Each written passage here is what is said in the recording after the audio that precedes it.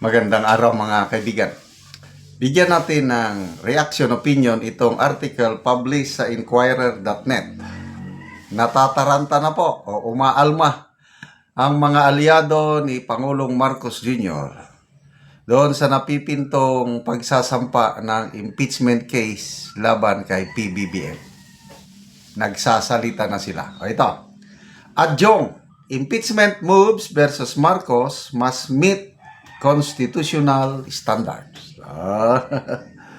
Okay, so ito.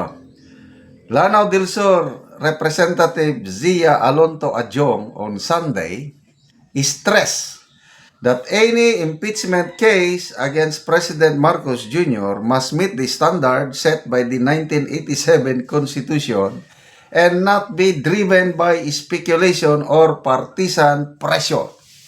O, tanong, Honorable Adjong, dalawa sila, Adjong at saka Ortega. Sila yung nagsasalita tungkol ito. Back to you. Na-meet nyo ba yung constitutional standards sa isinampan yung impeachment kay VP Sara last year? Look who's talking. Oh. Anong ginawa ng Korte Suprema?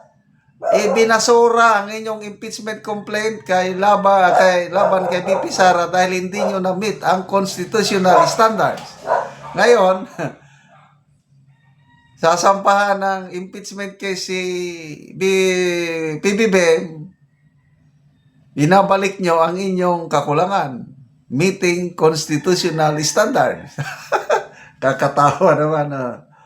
Ay, nako. In a statement, Adjong, who represents Lanao del Sur 1st District, maintained that the impeachment is a solemn constitutional mechanism. Yes! Kaya lang, solemn ba yung ginawa ninyo now in just one day, perma kaagad, hindi binasa ang mga... Ay, nako. Solemn kuno.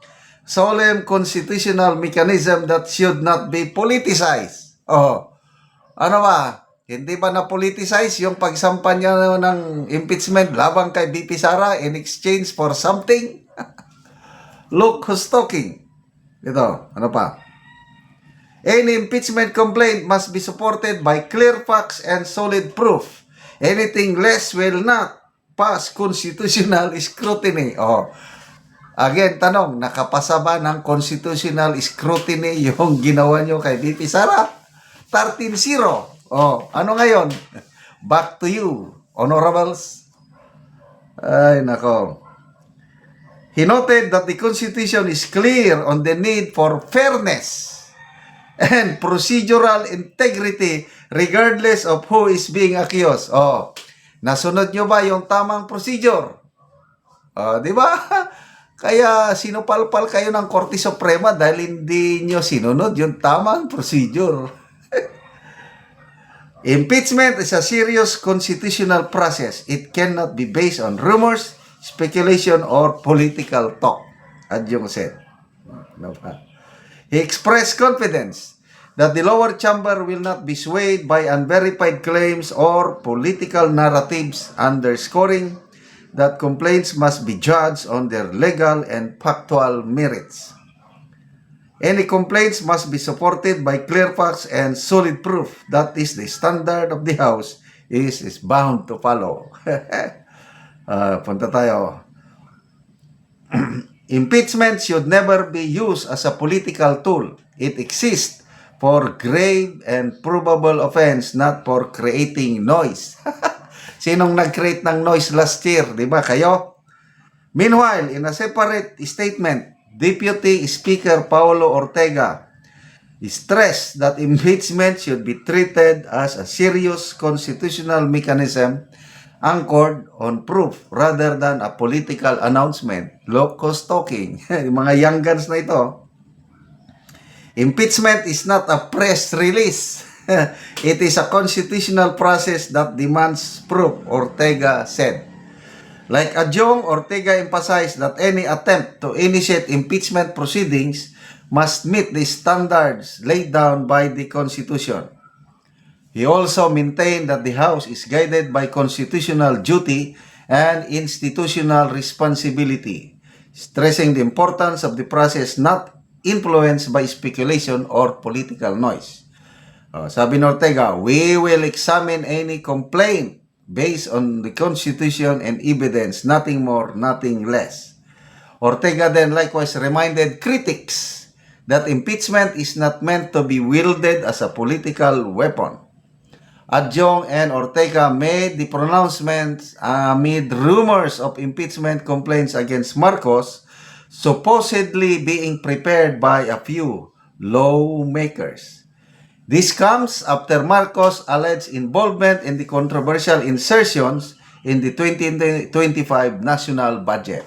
So, ito, lalo lang nagpapatibay sa statement ni Congressman Edgar Erese na very exciting ang Pebrero 2026 dahil kung may naghahanda ng impeachment case laban kay BP Sara, meron ding naghahanda ng impeachment case laban kay President Marcos.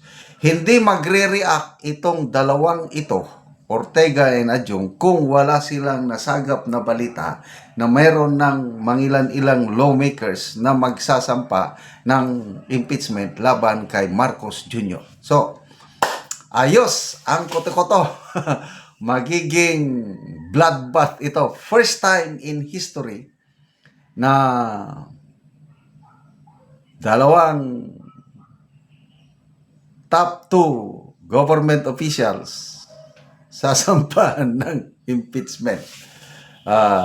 Ako, mga ka-DDS, huwag po tayong mabahala.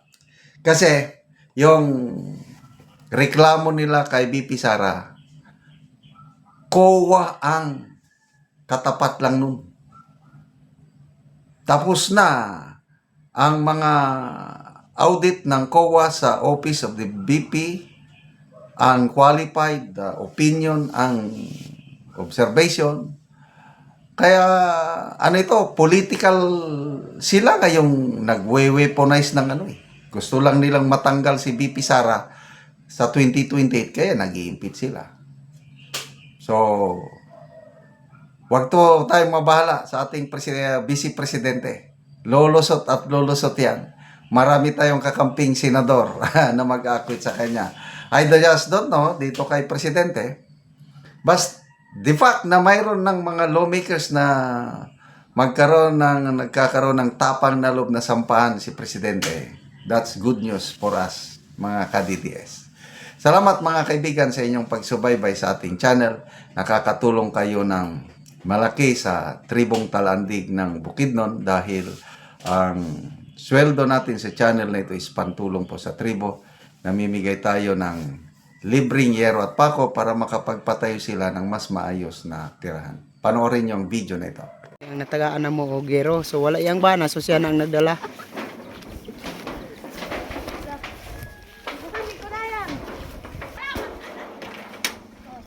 O karon mo na ang itsura sa atop sa natagaan na mo gero.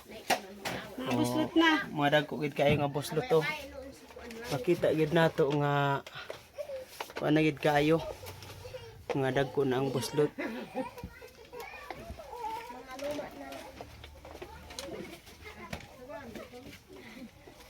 So karon pila na ni katuig ang inyong atop nga yero ngayon ani na ang itsura oh.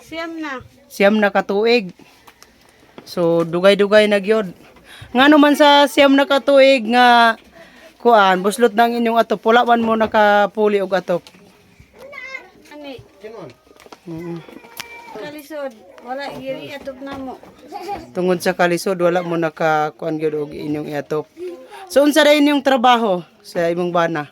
Magmuso. Magmuso ra mo. Na kung walay muso, wala na gyud.